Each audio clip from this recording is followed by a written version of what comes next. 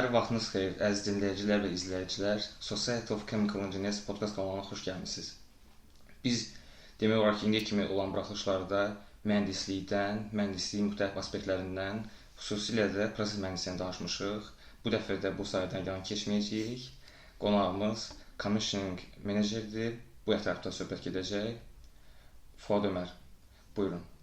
Əvvəla istəyərdim ki, özünüz haqqında məlumat verəsiniz. Çox sağ olun öncə. Əvvəlcədən təşəkkürümü bildirirəm dəvətiniz üçün. Uğurlar arzulayıram sizə işinizdə.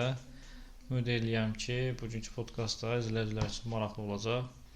Mən Fuad Ömər, bakalavr təhsilimi Ali Neft Akademiyasında bitirmişəm. Ondan sonra doktorantura təhsilini Cardiff Universitetində etdim.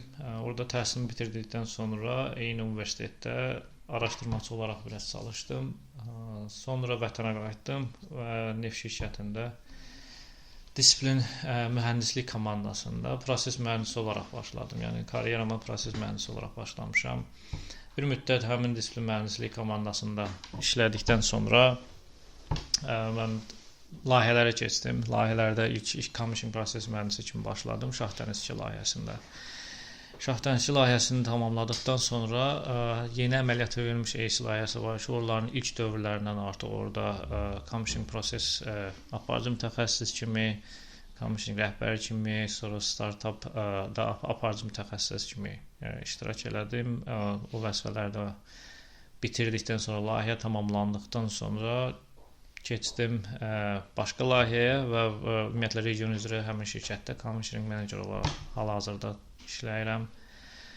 Həmçinin də əvvəllər akademik karyeramda olub 5 ilə yaxın, belə deyək, karyeram ilk illərində 5 ilə yaxın indiki Bakı Mühəndislik Universiteti, öncə Qafqaz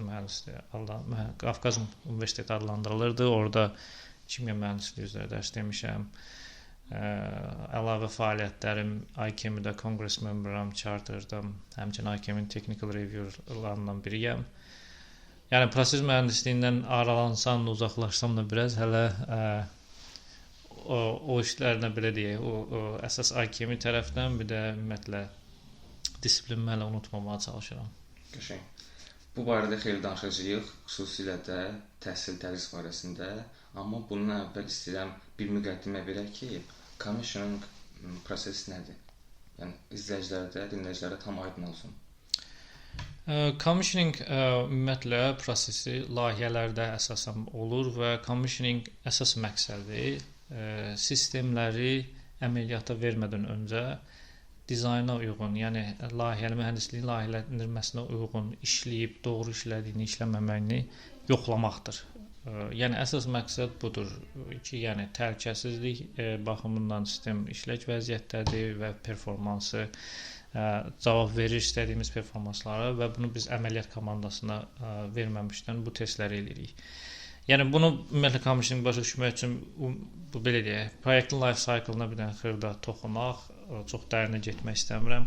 Yəni bir konsept seçilir proyekt üçün, layihə üçün. Həmin konseptin əsasında mühəndislik komandası belə deyək, layihəni dizayn eləyir, avadanlıqları sifariş eləyirlər. O zaman bundan sonra tikinti şirkəti başlayır, construction team deyək, başlayırlar həmin layihəni tikməyə, həmin mühəndisliyin cizgiləri əsasında. Və avadanlıqlar gəlir sahəyə, sahədə avadanlıqlar quraşdırırlar, inteqrasiya elətdirlər və montaj işləri bitəndə artıq sona doğru bunlar commissioning komandasına təhvil verməyə başlayırlar. Yəni tikinti şirkəti belə deyək, tikir, amma sistem ölü vəziyyətdə olur. Commissioning komandasına təhvil veriləndə artıq bizim öz belə deyək, proseslərimiz işə düşür. Biz burada artıq bütün komponentləri bir-bir test eləyirik.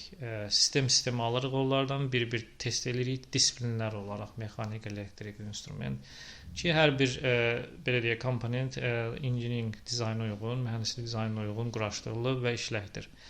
Bunu statik test elədikdən sonra biz dinamik mərhələyə keçirik. Dinamik mərhələdə artıq komponentləri bir yerdə inteqrasiya olunmuş şəkildə test edirik. Məsələn, əvvəl bütün kabellərdir, borulardır, avadanlıqları tək-tək test olunurdusa statik şəkildə. Biz sonra kompressoru məsəl üçün hər hansı bir qazla recycle elektrik test edirik və burada biz baxırıq bütün komponentlər necə belə deyək davranır, kompressor özü axını, temperaturu, təzyiq, ondan başqa ölçü cihazları, klapanlar, bunlar necə artıq davranırlar, biz bunu inteqrə edilmiş şəkildə yoxlayırıq.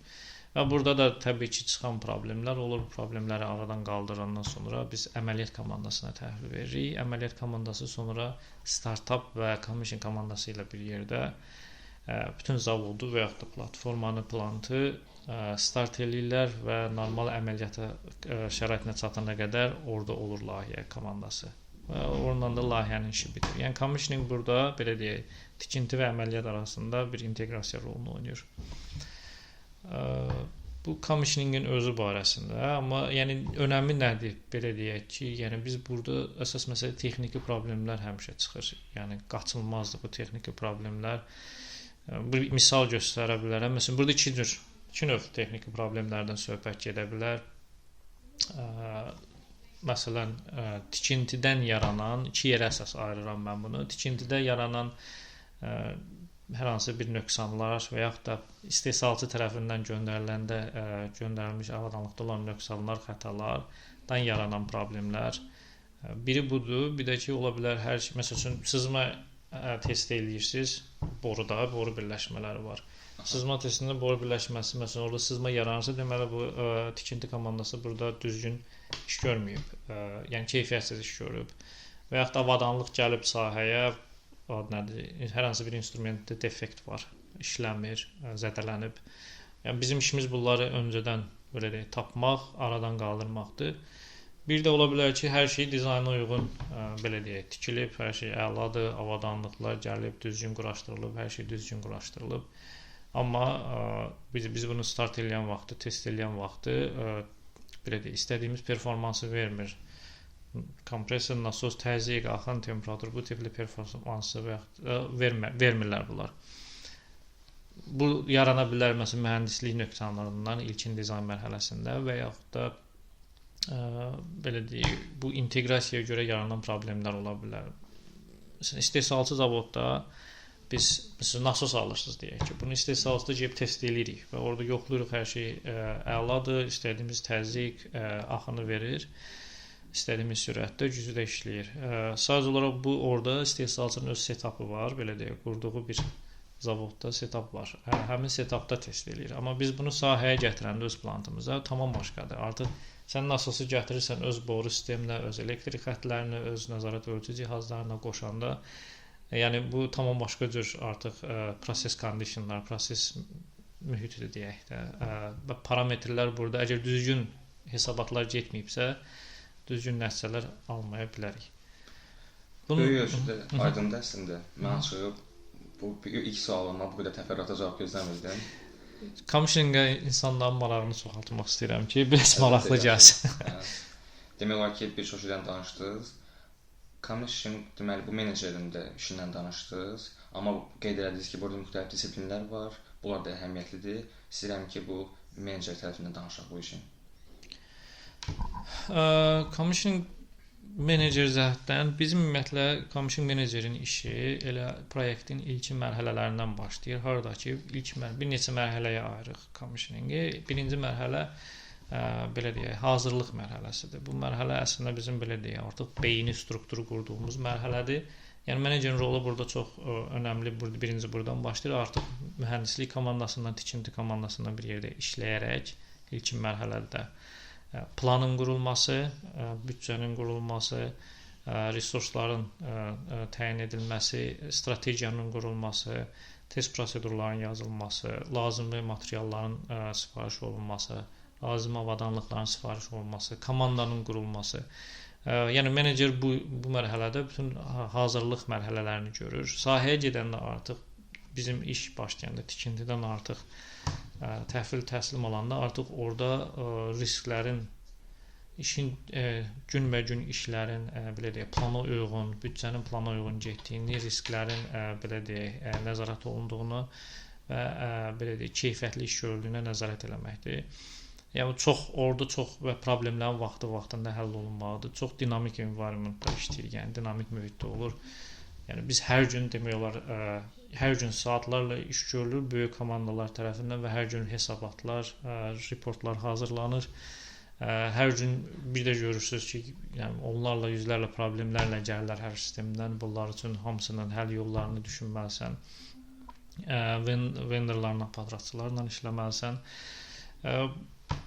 Ümumi belə deyə bilərəm. Təbii ki, çox faktorlar var, çox şey danışmaq olar orada. Burada elə ilk sualın cavabını qeyd etmişdiniz. Deməli, ilkin dizayn mərhələsi ilə istismara verilmə arasında problemlər. Bəs bu problemləri necə aradan qaldırmaq olar? Yəni daha çox nəyi nəzərə almaq lazımdır burada? Həm də proses mühəndisi olaraq fikirləşsək. Proses mühəndisliyi olaraq ümumiyyətlə birinci bizdə dediyim kimi problemləri aradan qaldırmaq üçün biz iki əsas bizim commissioningdə hissəmiz var. Birincisi statik hissədə dediyim kimi. Yəni biz statik hissədə bütün komponentləri test eləyəndə biz əmin olmalıyıq, hamısına uyğun checklistlər var. Biz bu checklistlərdə bir-bir yoxlayırıq, testlərimizi, yoxlamalarımızı eləyirik və onlar hamısı imzalanır, sistemdə saxlanılır ki, biz yoxladıq, hər bir komponent okeydir. Bu bizim istəklərimizə belə deyək də parametrlər çərçivəsində işləyir. Bu mərhələdə biz defektləri, xətaları aradan qaldıra bilirik və tapa bilirik. İkincidə isə dediyim kimi dinamik mərhələdə hansı ki bütün komponentlər bir yerdə test eləyəndə artıq orada tapdığımız xətaları aradan qaldıra bilirik. Amma bundan önəmlisi də biz məsələn dinamik mərhələdə commissioning test prosedurlardan istifadə edirik və dediyim kimi statik mərhələdə checklistlərdən istifadə edirik. İlkin hazırlıq proseslərində bunları nə qədər doğru düzgün eləməyin, məsəl üçün hər bir komponenti uyğun checklistləri təyin eləməyin, doğru checklistləri təyin eləməyin, keyfiyyətli test prosedurlarının yazılması çox önəmlidir. Məsələn, əsas proses mühəndislərinin rolu test prosedurlardadır ki, həqiqətən nəyi necə test edəcəyimizi və hansı parametrlər çərçivəsində necə test edəcəyimiz önəmlidir. Çünki biz sistem test edirik. Startupda bütün plantı demək olar start edirsən, amma commissioningdə sistem test edirik və bu normal əməliyyatdakı kimi deyil. Sən maksimum dərəcədə commissioningdə əsas test prosedurları yazanda mühüm rol oynayır. Yəni nəyi necə test edəcəyimizi, nə vaxt test edəcəyimizi, hansı arzulıqlarla test edəcəyimizi, hansı proses parametrlərində test edəcəyimizi təyin eləyir və həmin prosedurların təhlükəsiz olacağını yoxlayır ilk öncədən və sahədə olanda da təhlükəsiz həyata yetiriləcəyi üçün proses mühəndisləri önəmli rol oynayır. Bunu bizim məqsədimiz maksimum dərəcədə əməliyyatın parametrlərinə yaxın commissioning test prosedurları eləməkdir ki, biz əməliyyatı maksimum dərəcədə simulyasiya edə bilək və o vəziyyətdə yaranan problemləri belə deyək, öncədən bilək və həll edək. Ona görə hazırlıq mərhələsində görülən keyfiyyətli iş belə deyək, sonrakı uğur üçün kömək olacaq. Aydındır, təfərrüatlar üçün çox sağ olun. Deməli, burada o cəhətdə maraqlıdır ki, son zamanlar ümumiyyətlə eşitmişsiniz də belə təzəsi, köhnəsi deyim, yoxsa yaşlısı, cavanı, hər bir sahənin adamı startup sözünü işlədir. Bu startup mərhələsinə başlamamışdan əvvəl bu hansı risklər ola bilər və bunların öncədən necə azaldılmasına nail olursunuz? Startup, birinci ümumiyyətlə bu startupı qarışdırmayaq o bir startuplarla. Yəni bunu yəqin ki, aydındır, bir startup mühəndisliyindən söhbət gedir. Biraz termin kimi. Bəli. Bu belə deyək, böyük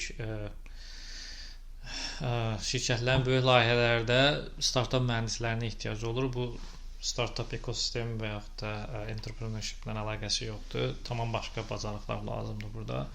Yəni startup mühəndislərinin əslində çoxusu bizdəki startup əsas proses belə deyək, proses mühəndisliyindən gələnlərdir. Çünki bu biliklərə çox ehtiyac olur orada.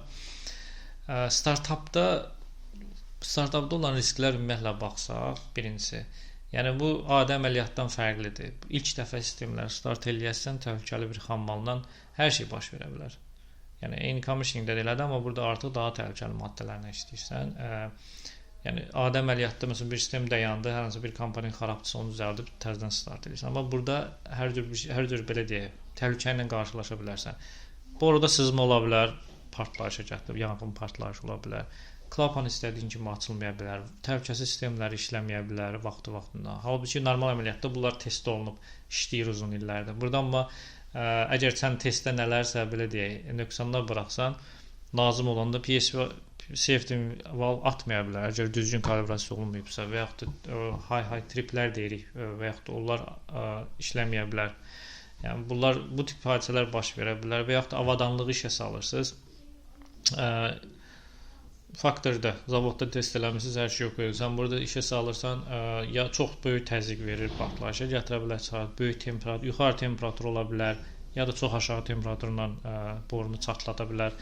Yüksək vibrasiyalar ola bilər. Yəni insan həyatı üçün, ətraf mühit üçün, biznes üçün, biznesin özü üçün də çox böyük risklər və təhlükələr daşıyırıq startap vaxtı. Ona görə startap komandası olur burada. Yəni startap əməliyyat komandası var. Bütün əməliyyatı eləyəcək. Bir də xırda bir startap komandası olur ki, o belə deyək, başdan ayağa bu təhlükələri azaltmaq üçün, bu riskləri azaltmaq üçün, startapı planlamaq üçün belə deyək, komanda öncədən qoşulur və bu işləri görürlər. Biz belə deyək, step getsək nə işlər görürük ki, bu riskləri aradan qaldıraq, daha doğrusu minimuma endirir. Yəni aradan qaldırmaq biraz düzgün çıxmır. İlkin məsəl üçün birinci əmin olmalıyıq ki, static commissioning və ya da buna bəzi yerlərdə pre-commissioning deyirlər və dinamik commissioning. Static commissioning. Bəli. Static commissioning və dinamik commissioning testləri tamamlanıb və orada yaranan defektlər bağlanılıb.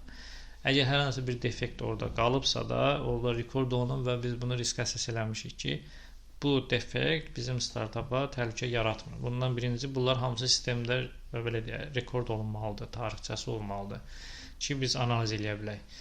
Və belə deyək, həm də əmin olmalısan ki, sənə lazımi sistemlər təhvil verilib həmin startapı başlamaq üçün. Çünki böyük bir zavod fikirləşir, məsələn, bir hissəsini start eləyə bilərsən, bütün işlərin, bütün commissioning tamamlanmasını hər zaman gözləmirsən.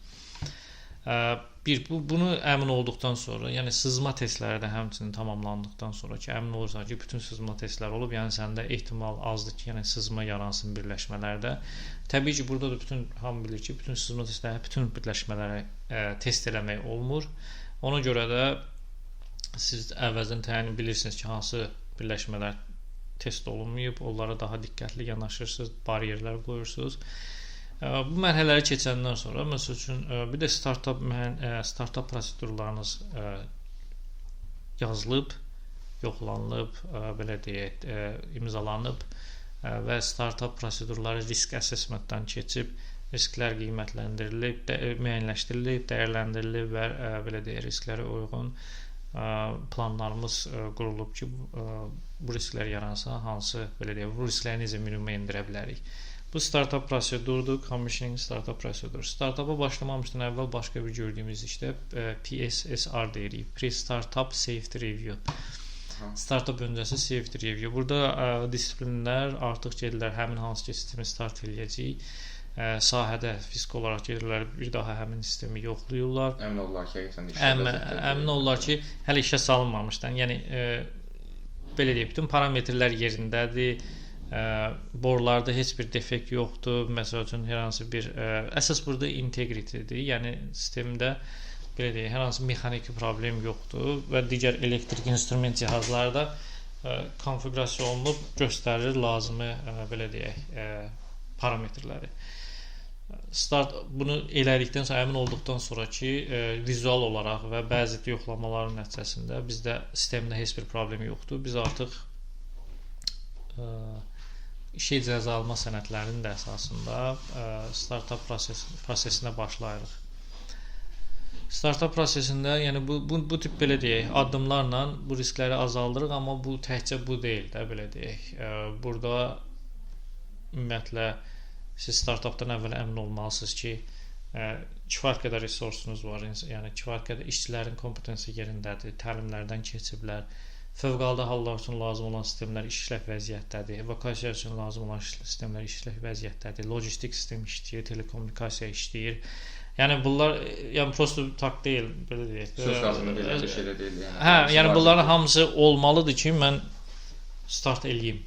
Yəni biri var sistemin özündən bağlı hələ startda, bir də var onun ətrafında olan daha böyük məsələlər var ki, bunlar hamısı hazır olmalı. Məsəl üçün bir kompresor götürün də, kompresoru işə salmaq üçün təkcə kompresorun özü deyil. Hələ bu onun özündən bağlı məsələ olur. Bunun soyutma sistemi işləməlidir. Buna gələn elektrik sistemi işləməlidir. Buna gələn hava sistemi işləməlidir. Nasos sistemi işləməlidir. nasıl nədir? Azot sistemləri məsələsində işləməlidir. Və bu özünün əsas sistemləridir. Yəni bunu hələ işə salın. Bir də ki, bundan əlavə çoxlu belə deyək, təhlükəsizlik sistemləri var ki, bunlar işlək vəziyyətdə olmalıdır. Bunlar hamısı ardıcıl şəkildə, sistematik şəkildə belə deyək, işə salınır, yoxlanılır, test olunur. Belə demək mümkünsə, xülasə edəsək, ümumiyyətlə başlamaq üçün hər bir iş bitməlidir. Yəni ki, nə kənar obyektlər, amillər hamısı, yəni hazır vəziyyətdə olmalıdır. Ondan sonra isə məsələn qeydiniz var desən yoxsa? Yox, düzdür. Yəni hər şey hazır olmalıdır. Olmayan şeylər də varsa, bunları düzgün şəkildə risklərini dəyərləndirib əmin olmalısınız ki, yəni bu belə deyək, kontroldadır həmin risklər. Aydındır. Bu müxtəlif sahələrdə, bəlkə də istənilən sahədə bu innovasiyaların, texnoloji innovasiyaların tətbiqi həmişə müzakirə mövzusudur. Kimya mühəndisliyi isə, yəni bunların tətbiqi zamanı hansı çətinliklər, bariyerlərlə rastlaşırsınız? İnnovasiyalar ümumiyyətlə belə deyək də, zamanla ayarlaşmaq demək olar buna, yəni ümumiyyətlə. Ümumiyyətlə innovasiyalar önəmlidir, əhəmiyyətlidir. Bütün balaca şirkətlərdən tutmuş böyük şirkətlərə qədər təbii ki, bu rəqabətdə davamlı olmaq üçün lazımdır, həm də şirkətlər üçün, yəni işlərini daha ucuz başa gəlməsi üçün, daha səmərəli, daha təhlükəsiz ola bilməsi üçün belə deyək, innovasiyalardan, yeni texnologiyalardan istifadə etmək şirkətlər üçün önəmlidir olmağına.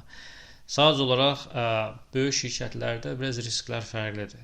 Texnologiyalarla, innovasiyaların tətbiqindən bağlı. Fikirləşin, siz böyük milyardlarla layihələr investisiya edirsiniz və orada yeni tətbiq edici texnologiyalar əgər özünü doğrultmamış, həqiqətən də test olunmamış, həmin şəraitdə test olunmamış bir texnologiyanı istifadə eləsəniz, bu milyardlarla vəsait belə deyək, puç ola bilər, çox böyük maliyyə zərərlərindən çıxa bilərsiniz və bundan bağlı da tarixdə yəni misallar var, yəni yeni innovasiya gətiriblər, amma istənilən nəticəni verməyib, belə deyək, daha da çox ziyana gediblər. Amma təbii ki, bu demək deyil ki, yəni biz bu innovasiyalardan qaçırıq. Sadəcə olaraq keçid tədrici olur. Yəni tədricən keçirik. Tək şirkətlər kimi daha sürətli deyil, biz daha çox kiçik miqyaslarda testlər olduqdan sonra, tətbiqləri olduqdan sonra daha böyük miqyaslara keçirik. Yəni keçid tədricidir. Yəni birdən-birə inqilabi dəyişikliklər yox, sadəcə tədricən edirsiniz və bu da o qədər hiss olunmur. Yəni adaptasiya dövrü məncə asan keçir. Bəli. Burada çünki biz birincisi çox kimya mühəndisliyi olan industriyələr, yəni sənayesi çoxsu, yəni mühəndislik təhlükəli sənayelərdir. Yəni burada təhlükəsizlik riskləri də önəm daşıdığı üçün, yəni hər bir inqilabi dəyişiklikləri eləmək asan deyil və yaxud da böyük bir sənayelərdir. Yəni burada həmin insanların bu təzə innovasiyaya uyğunlaşması, bunlar belə, yəni bu tip məsələlər belə önəm daşıyır burada.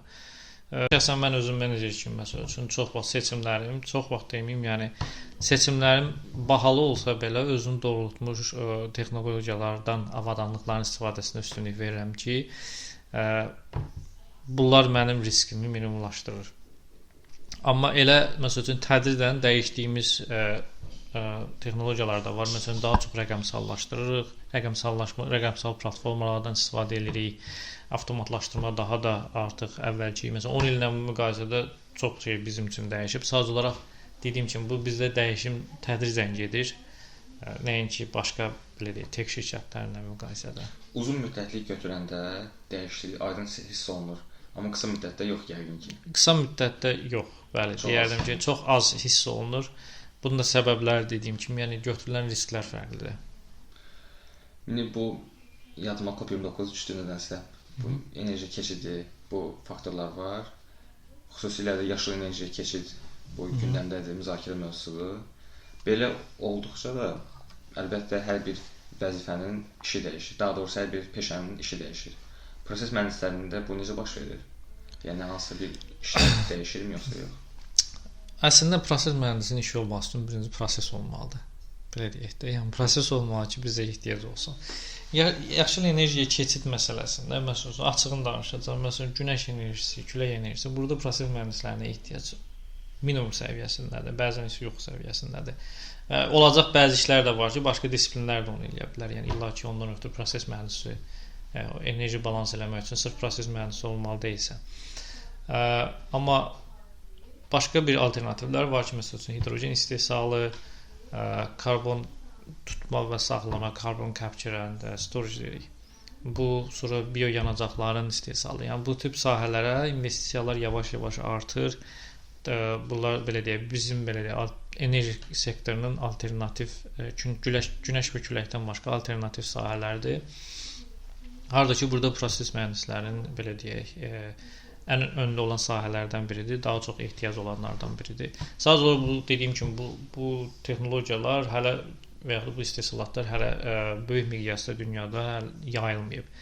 Amma nəzərə alsaq ki, bizim indiki mega proyektləri, növbəti nəsillərdə olacaq mega proyektləri hələ proses mühəndislərinə, elə kimya sənayesində, neft-qaz sənayesində uzun illər, uzun əsrlər açıq deyim, fikrimizə, yəni ehtiyac olacaq. Yəni təkcə neft-qaz deyil də, yəni kimya sənayesi dediyimiz boyalar, plastiklər, gübrələr, qida, əczaçılıq, yəni bu sənayelərdə də bunlar dəyişməyən şeylərdir. Yəni insanlar çoxalır, enerjiyə ehtiyac çoxalır, istehlak mallarına ehtiyac çoxalır. Bunlar çoxaldıqca təbii ki, bizim işimizə də belə deyək, tələbat olacaq. İstəyirəm commissioning prosesinə yenidən qayıdaq. Deməli, burada siz bayaq qeyd eləmişdiniz, müxtəlif disiplinlər var. Əlbəttə, bunların birgə müştərək işi vaxtı effektiv koordinasiya lazımdır. Bunları da məhz siz edirsiniz. Yəni, bunu ümumiyyətlə necə edirsiniz? Maraqlı sualdır. Koordinasiya, yəni effektiv koordinasiya, ünsiyyət deyə, koordinasiya deyə, bunlar, yəni bunsuz belə deyə, uğurlu commissioning eləmək mümkün deyil. Ümumiyyətlə, layihələri uğurlu eləmək mümkün deyil. Çünki bizim elədiyimiz layihələr single disiplin deyil. Yəni tək disiplin layihələri deyil. Məsələn, burada çox var. Məsələn, bir IT şirkətinin yaratdığı bir proyekt kimi də deyil. Yəni burada müxtəlif disiplinlər hamısı iştirakı lazımdır ki, doğrudan belə deyək, uğurlu bir produkt çıxardasan. Yəni mən şəxsən özümüzdə necə eləyirik bunu, ondan misal gətirim. Birinci ümumiyyətlə disiplinlərdən əmin oluram ki, onlar öz işlərinin, yəni öz öhdəliklərini və məsuliyyətlərini ayrı hələ disiplin olaraq tam bilirlər, aydındır onlara. Yəni bundan tam aydındır. Bu birinci stepdir. İkinci məsələdə ümumiyyətlə planlama məsələlərində ilk başlayıram onda belə də inteqrət eləməyə. Yəni planı qurulanda bütün disiplinləri daxil eləyirəm ki, hər kəsin fikrini alaq, düzgün planları quraq. Test prosedurlarını yazanda, test prosedurlar multidisiplindir. Əmin olmalıyam ki, yəni bütün disiplinlər öz artıq belə deyək, görüləcək işlərini ora daxil eləyib, onlar bir-birlərindən danışıblar, hansı ardıcıllıqla testlər eləyəcəklər. Məcburi belə deyək, bu test prosedur onları bir araya gəlməyə məcbur edir. Kritik qərar vermə məsəl üçün lazım olanda həmişə disiplinləri daxil eləyirəm ki, öz fikirlərini bildirsinlər ki, bütün perspektivlərdən baxa bilək. Bundan başqa bir də ən tipik istifadə etdiyim metodlardan biri hər bir belə deyək, skopa deyəkmi, yoxsa sistemə deyəkmi, məsuliyyət daşıyan şəxslər seçirik. Hansı ki, məsəl üçün SPA deyə bilərik və yaxud da komanda rəhbəri, komanda team lider deyə bilərik. Team lider daha böyükdür, yəni SPA deyirik. Həmin şəxs belə deyək, hər sistemlərə ayırıram və həmin şəxsin özünə kiçik komandalar verilir müxtəlif disiplinlərdən. O artıq özü koordinasiya eləyərək öz komandasında həmin işləri uğurla belə deyək, yerinə yetirməyə çalışır. Mini qruplar deyək. Yəni böyük komanda balaca komandalara bölünür. Böyük komanda bəli, balaca komandalara bölünür və hər komandaya da bir belə deyək, məsuliyyət daşıyan şəxsə tapşırılır ki, o koordinasiyanı yaratsın. Bundan başqa bu ilkin mərhələlərdə və hətta sahədə iş görüləndə ən önəmli məsələlərdən biri toolbox talk deyirik. Yəni işə artıq başlamamışdan sahə texniki işçilərinin də koordinasiyası önəmlidir. Onlar da işə başlamamışdan əvvəl danışırlar ki, yəni part of belə deyək, iş icazə vermə sənədinin əsasında, yəni iş nədir, kim nə iş görəcək, hansı disiplinə işdən məsuliyyət daşıyır, nə baş versə nə edəcəyik. Bu həmçinin o, bir də ki iclaslar, yəni görüşlər.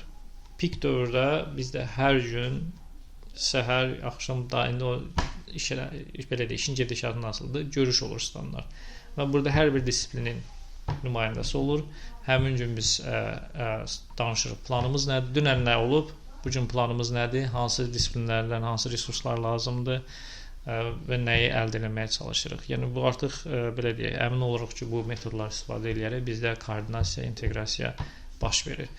Əgər görsən ki, planına uyğun işlər getmir, biz gündəlik planı yoxlayırıq da, məsəl üçün. Bu gün neçə saat planlaşdırmışdıq, belə deyək, lazımlı iş əldə etməyi və nəticədə nə əldə etmişik və yaxud da hansı, belə deyək, milestone-lar deyək də, milestone-u nə demək olar? Mərhələləri belə deyək, filan tarixlərdə əldə etmək istəyirik, eləmirik. Yəni biz mən menecer olaraq, yəni və yaxud da team leader olaraq bunu nəzarət edirəm. Artıq görsəm ki, yox, onlara doğru getdikcə istədiyimiz nəticə yoxdur. Demək ki, artıq nələrsə səhv gedir. Ya koordinasiya düzgün deyil, ya da çox faktorlar ola bilər. Yəni düzgün olmadan işlər düzgün getmir. Aydındır. Demək olar ki, tamaşa düşdüm. Sözün açığı podkastın axıcılığından xələl gəlsə də bunu soruşmaq istəyirəm. ESG tələbləri var. Yəni əlbəttə bu barədə xeyli məlumatdasınız. İstəyirəm ki, bundan da danışaq. ESG yəni ki, commissioning strategiyalarına və proses dizaynına təsiri. Okay. ESG izləyicilər üçün deyək ki, yəni environmental, social governance belə deyək. Və əsas burada proses mühəndisliyindən gələn danışaq. Yəni hər bir şirkətin özünün ümumiyyətlə daxili qaydaları var və dövlətin də tənzimlədiyi, qanunvericiliklə tənzimlədiyi tələblər var. Biz məsələn proses mühəndisləri layihələndirmə eləyəndə, dizayn eləyəndə bu tələblərə uyğun, bir əsas da environmental tələblərə uyğun o limitləri bilərək həmin sistemləri dizayn eləməliyik. Ümumiyyətlə birinci anlamalıyıq bu tələblər nədir? Şirkətin strategiyası nədir? Bunları anlamalıyıq. Çox zaman təbii ki, emissiyaları, tullantıları minimuma endirməyə çalışırıq. Yəni biz proses ilə dizayn eləyək ki, bunlar minimum səviyyədə olsun. Əgər minimuma nə qədər çatdıra bilirsə, çatdırırıq. Sonra bu tullantıları isə biz çölə buraxanda ya da elə bir proseslər dizayn edirik ki, bunlar düzgün, belə deyək, ətrafa, mühitə buraxa biləcək tələb və qaydalara uyğun şəkildə olsun. Yəni bunun da proses dizaynında orada iştirakı önəmlidir.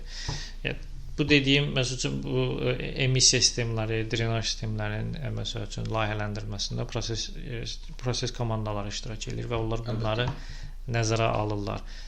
Bu məsələn bir hissəsidir, amma burada çox şey var, məsəl üçün səsləri məsəl üçün sosial olaraq məsəl üçün çox səsli, küylü olmamalıdır. Yəni orada desibel var, neçə desibel limitini keçməməlidir. Ya da ki, izolyasiya olmalıdır. Yəni bəli, yəni onu artıq belə deyək, dizayn olaraq düşünürsüz ki, yəni izolyasiya mı eləməlisiniz, yoxsa prosesin axından yaranan səsləri var. Yəni elə dizayn eləməlisiniz ki, o səs limitini keçməsin. Vibrasiyalar ola bilər, ətraf mühitə adi işlətdiyiniz kimyəvi maddələri minimuma endirməlisiniz, kimyəvi tullantılar ki, yəni bu ətraf mühitdə orada quruda olan zavod və yaxud da dənizdə olanlar, yəni gedəcək hər hansı bir tullantı oradakı canlılara negativ təsir göstərməsin və yaxud da minimum olsun. Və bunların hamısı çoxsu ümumiyyətlə layihə mərhələsində də dövlət tərəfindən və şirkətin daxili tələbləri tərəfindən yoxlanılır. Yəni ki, ilkin mərhələdə ümumiyyətlə istəniləni verirmi? Yəni layihə dizayn olaraq. Sonra isə əməliyyat vaxtı da buna daim nəzarət olunur. İndi istəyirəm xüsusilə də deməli mühəndis onsuz da həmişə demək olar ki, öyrənir. Bütün peşələrdə, yəni öyrənmə prosesi davam edir. Bu indiyə kimi olan podkastlarda da maraqlı bir fakt var ki, yəni mühəndislərimizin bir çoxu həm də müəllimdir. Yəni ya keçmişdə, ya indi müəllimlik təcrübəsi var. Siz necə oldu ki, bu müəllimlik peşəsinə yələndiniz? Yəni müəllimlik fəaliyyətini göstərdiniz? Mən müəllimlik fəaliyyətinə 2014-də başladım. Bildirdiyim kimi əvvəl doktorantur eləmişdim Cardiff Universitetində. Artıq orada biraz müəllimlik təcrübəm yaranmışdı. Ümumiyyətlə o yaşlardan belə deyək, başa düşmüşdüm ki, artıq mən öyrətməyi izah etmək həvəsindəydiniz. Nəyisə öyrətmək, izah etmək, paylaşmaq, əsas önəmli olan paylaşmaq. Yəni öyrəndiklərimi paylaşmaq həvəsindəyəm. Və bu belə deyək, həm vaxtı Qafqaz Universitetində təklif gəldi və mən də bu təklifi dəyərləndirdim. 4-cü kurslarda əsas orada başlamışdım, kimya mühəndisliyi dizaynı üzrə. Yəni o ilk akademik belə deyək,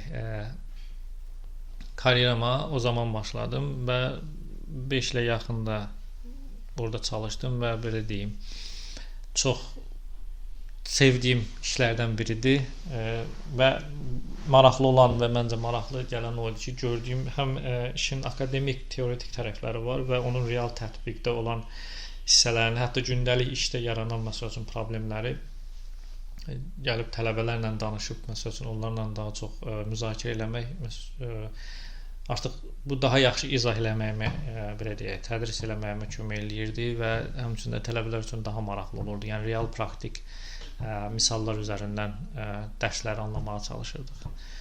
Müəllim təcrübəsindən sonra fərq oldu-mu o məsələdə ki, yəni elə mövzular var ki, onu daha dərindən başa düşürsünüz. Çünki belə bir fikir var ki, öyrədərkən 2 qat öyrənirsən. 100% elədir, 100% elədir. Ümumiyyətlə belə deyim, bir işi əgər yaxşı izah eləyə bilmək üçün, yaxşı izah eləyə bilirsənsə, əgər həmin məsələni və yaxud da bir teoriyanı və yaxud da bir belə deyək, kimya mühəndisliyi hər hansı bir məsələni sən bunu sadə dildə əgər tələbəyə izah edə bilirsənsə, demək ki, sən onu doğrudan da özün də başa düşmüsən. Edə bilmirsənsə, deməli hələ o dərəcədə bilmirsən. Yəni bu müəllimlik mənə məcbur elədi ki, işdə gördüklərim, indiyə qədər oxuduqlarımı daha da dərindən oxumaq, daha böyük belə deyək, bunu artıq öyrənmək üçün yox, izah etmək üçün öyrənmək biraz fərqli bacarıqlar və biliklər tələb eləyir. O cəhətdən çox dəyişdi, bəli. İstəyirəm ki, bu mövzunun davamlı olaraq elə qeyd etdiniz ki, Qafqaz Universitetində tədris işləri məşğul olmusunuz. Burada səhv eləmirəmsə, Process Design və Separation Process Principles dərslərini keçmisiniz. Mənə o maraqlıdır ki, niyə məhz bu fənləri, yəni ən yaxşı bunları bilirdiniz, yox, nəyə görə bu maraqlı idi sizin üçün? Oradan danışaq. Və bu fənlərin proses mühəndisliğində əhəmiyyəti nədir? Bu fənlər əslində bəli, birinci ümumiyyətlə proses dizayn dərsi ən maraqlı dərslərdən biridir mənim fikrimcə. Mənim özümə də maraqlıdır, çünki işlədiyim işə də ən yaxın olan işlərdən biri idi həmin zaman. Yəni proses dizayn dərsi indiyə qədər o 3 ildə belə deyək, 4-cü kursda olan bu dərs 3 ildə öyrəndiklərin hamısının real tətbiqi üçün lazım olan belə deyək bir fən. Yəni bu artıq burada daha çox teoriyadan çox artıq praktik hesablamalar ortaya girir, praktik belə deyək cizgilərin qurulması, hesablamalar, simulyasiyalar və real bir belə deyək produkt olmasa da, yəni ona yaxın bir layihə qurub, layihə ortaya çıxarılır. Yəni orada indi belə deyək, mən əsas gördüyüm problemlər nə idi? Məsələn, tələbələr teoretik olaraq öyrənirdilər calculationları, başqa hesabları. Yəni siz sual verəndə asandan cavabını deyirdilər şifahi şəkildə. Amma tətbiqdə çox sadə məsəl üçün Bernoulli məsəl üçün teorem belə çox asan bir düsturu var. Yəni teoriyada keçəndə ola bilsin onun düsturun yerinə qoyurlar, hamısı həll eləyir cavabı. Amma gəlib onu praktikdə tətbiq eləyəndə unit conversionlar, yəni onu eləyəndə artıq orada belə deyək də çaşqınlıq yaranır və o dərsi həqiqətən də tədris eləmək mənim üçün çox maraqlı idi və məncə o dərsdə həqiqətən də kimya mühəndisləri üçün çox önəmlidir. Yəni fərqi yoxdur hansı universitetdədir, hardadır. Yəni önəmli dərslərdən biridir. Bəs bu çox güman yox, yəni desən artıq bu fəaliyyətlə məşğul olmursunuz elə. Yəni bunun səbəbi pişoxluğundan ya şəxsi seçimlərdəndir, yoxsa məsələ sizə küsürdü buna? Yox, əslində mən həm universitetdə dərs deyirdim, həm kursda da dərs deyirdim. Yəni hardasa 5 ilə yaxın, ondan əlavə ailəli idim, övladım da var idi və işdə də işləyirdim paralel. Yəni çətin idi hamısını paralel etmək. Sözdə belə çətin gəldi, yəni ki, artıq. Yəni hamısını eyni anda idarə eləmək və doğrudan da keyfiyyətli görmək çox enerjimi alırdı. sadəcə o dayandırma səbəbim əslində 2019-da mən bu ACE proyekti ilə əlaqədar ACE-in bir layihələndirməsi İngiltərədə baş verdi. Mən ora göndərdilər hardasa 3 ilə yaxın. Yəni mən onda məcbur onsuz dayandırdım. Gələndən sonra da artıq belə deyək, işimin çoxluğu və belə öhdəliklərimin çoxluğu, məsuliyyətim çoxaldığına görə və yaş da yəqin ki öz sözünü deyir. Biraz artıq daha çox enerjimi işə, yəni daha çox işə və ailəmə sərf elədim. Bir də tədris məsələsində belə bir məsələ var. Yəni paylaşmağı hələ də sevirəm. Yəni illa ki gedib universitetdə dərs demək yox. Yəni işdə də cavan kadrlar, cavan mühəndislər gəlir, onlarla çalışdığım qədərlə öz təcrübələrimi bölüşürəm.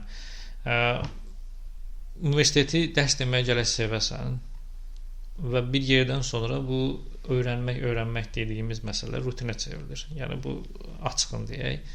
Və o rutini olmamaq üçün daim gərək araşdırmalarla da məşğul olasan. Təhsil dərs deməkdən başqa araşdırmalar eləyəsən universitetdə. Onun üçün də gərək sən universitetdə artıq işləyəsən. Yəni sırf akademik karyera qulasan. Başqa yerdə işləyə bu alınmayacaq. Ştatlı işdə, yarım ştat yox. Bəli, çünki yoxsa bir yerdən sonra sənə sıxıcı gələ bilər. Məsəl üçün bir fənni 1 il dedin, 2 il dedin, 3 il dedin, 4 il dedin. Artıq bu çox rutin hala keçə bilər. Təbii ki, dediyim kimi insanların fərqlidir, hərə sevdiyi iş fərqlidir. Deməli, tədrisdən danışanda, xüsusilə də pandemiya dövründən sonra onlayn dərslər belə artıq dəbdəli demək var, belə demək mümkünsə, siz də Udemy platformasında artıq bir neçə kursların müəllifi olursunuz. Bu barədə sizdən danışaq, yəni bu necə baş tutdu, bu keçid? Həm də bu yəni elə bir mənbədir ki, həmişə orada qalacaq. Yəni sizə müəllimlikdən o tərəfi daha yaxşıdır məncə. Onun bəli üstünlükləri var. Ümumiyyətlə biz həmin Udemy-də həmin belə deyək platformada həmin çıxışı hazırlamaq üçün tək mən deyildim, bizim komandamız var idi. Yəni əsas bu işlə məşğul olan adamlar. Mən orada materialların əsasən müəllifi idim. Bizim əsas məqsədimiz o idi ki, birinci məqsəd ki, biz Azərbaycanda belə deyək limitli sayda belə deyək, kimya mühəndisliyi üzrə tələbələr var və yaxud da işçilər var. İndi biz daha çox dünyaya açılıb, yəni belə deyək, bildiklərimizi daha da çox insana, daha çox auditoriyaya çatmaq istəyirdik. Yəni ona görə birinci bu addımı atdıq.